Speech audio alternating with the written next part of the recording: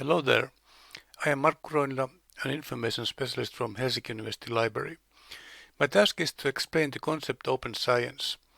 In a way, this is easy since science has always thought to be open in the sense that the scientific community has an access to the results of scientific research and experiments.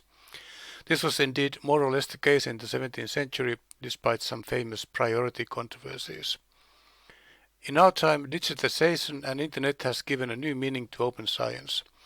Large publishing companies such as Elsevier or Springer control most of the scientific journals, and because the price of the journal subscriptions rise every year, most libraries have trouble to acquire them.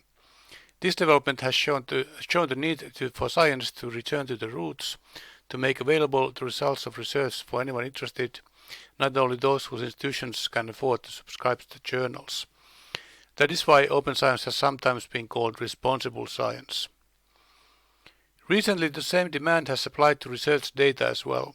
Opening data advances the research because the same data need not to be collected or produced again. Instead, one can reuse the other researchers' data. This is significant to digital humanities as well, for cleaning data and sharing it can greatly help others working with the same topic. One can also use Creative Commons licenses to determine the subsequent user rights for one's research products and to get attribution. But open science is not reduced to open publications and open data.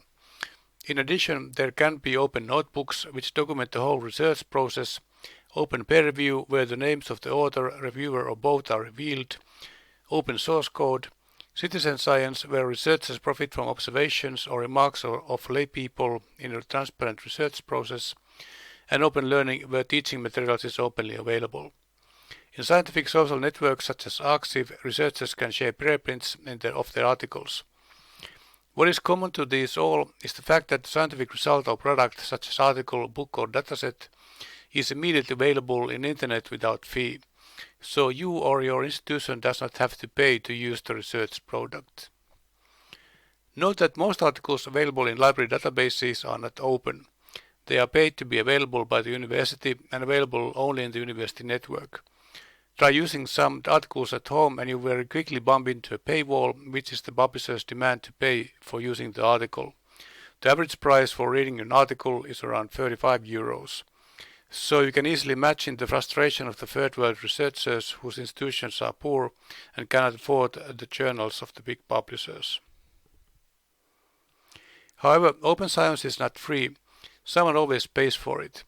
It can be a scientific society, a science funder or an institution. The libraries also pay for open access by making deals that result to discounts of article processing charges to their researchers, for example.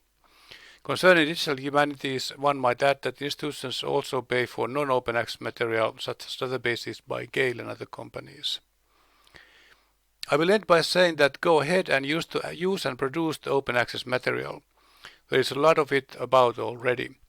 For the researcher, open access articles or datasets are disseminated quickly, can be found more easily and are used more. Therefore, one's impact is greatly increased. Open access does not mean inferior quality, it means more efficient dissemination. Thank you.